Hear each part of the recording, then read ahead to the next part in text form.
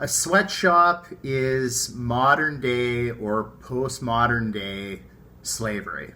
People working in dreadful conditions, being paid, a pittance, if anything. People are expected to work incredibly long hours. Got people doing 18-hour days for no money. Dangerous working conditions. There's no human rights. They use a lot of child labor. Women, children, people that are easily exploitable. Sexual violence, sexual exploitation, sexual abuse, and all of that kind of thing happens within the sweatshop industry as well. The argument is basically that there's nothing else for people to do. They're the best jobs that people in developing countries can get, so we shouldn't regulate them. That is the basic tenet of neoclassical free market economics. Just leave private capital to do what it does and everything will be peachy.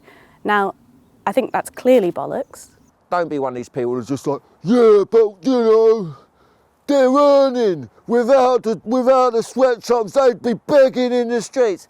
it doesn't matter. The fact is you're exploiting these people, so don't exploit people. Whatever corporate fluff some of these places, some of these companies trot out there to make it seem like they're responsible corporate citizens or whatever. I think the reality on the ground is it's a climate of fear and exploitation that these people work under. You can't judge it in degrees. It makes no difference. It's the same system destroying people's lives. This isn't really what we want. We want to have something that's consistent with the values that we're talking about.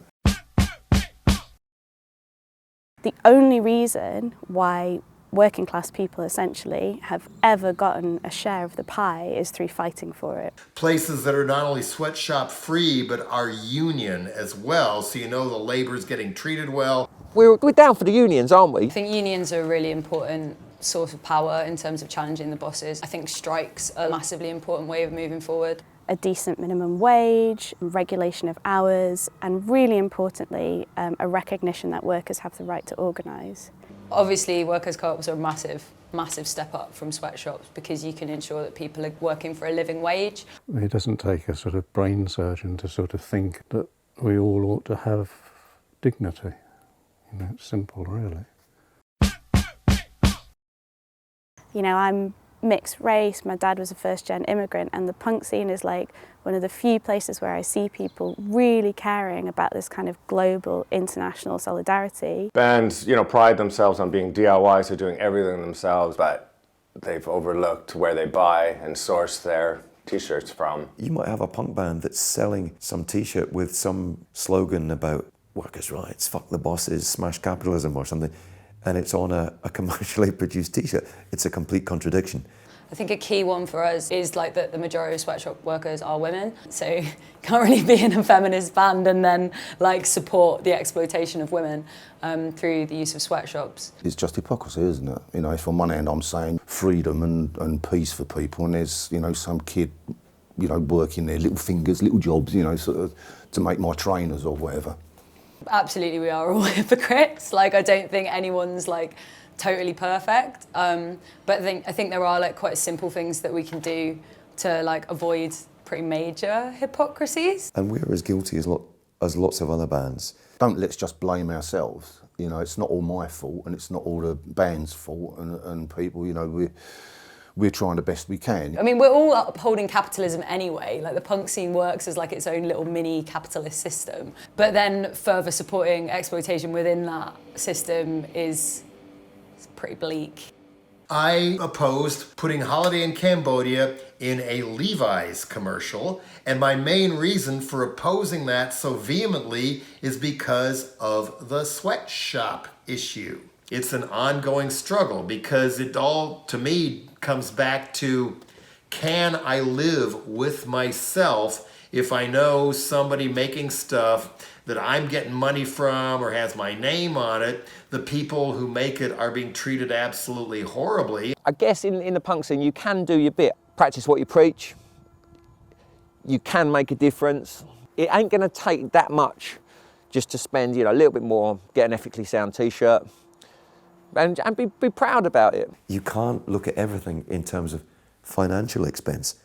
What's the expense in terms of sweatshop workers dying in a factory. If you've got to pay an extra £2 for a t-shirt, you pay that. I'd rather pay less than the price of a half pint in London and know that my t-shirt is actually going to help some people. We have no alternative if we're free-thinking, good-thinking, clean-thinking people to act. This punk ethics campaign is part of a bigger movement. In particular, punk ethics is working with No Sweat, which is an organisation that campaigns against sweatshops in general and is selling t-shirts from a cooperative owned and run by former sweatshop workers. This project is, we love it because we want to make cool business. No one is slave in this world. And the time has come to start to think about this and to start to try and change this. If more and more bands start to say, we're not going to put up with this, we're going to source our t-shirts ethically. That's why it's important to get involved, not as a self-righteous thing or not as like an ethical consumer badge, but as trying to build and support a political movement. So really the questions are all down to us, you know, they're not down to what's wrong with the world. The questions are really what's wrong with me, you know, and if you like, why aren't I doing anything about it? This is what you're singing about. This is what all these bands are singing about. All the people that come to the gigs, they're singing along, shouting for this stuff. Time to put our money where our mouths are. Those words, those immortal words, do they owe us a living? Well, you know, do we owe sweatshop workers a living? Yeah, of course we fucking do. Do they owe us a living? Do they do? Do they do? Owe us a living? Do they do? Do they do? Owe us a living? Do they fucking do? Don't take any notice what the public think? So I tell it treatment, just the worst thing. Do they have target? 3 months of advice. If you don't want to wear it, pay off for the advice. Do they owe us a living? Do they do? Do they do? Owe us a living? Do they fucking do? Punk ethics, don't be a dick.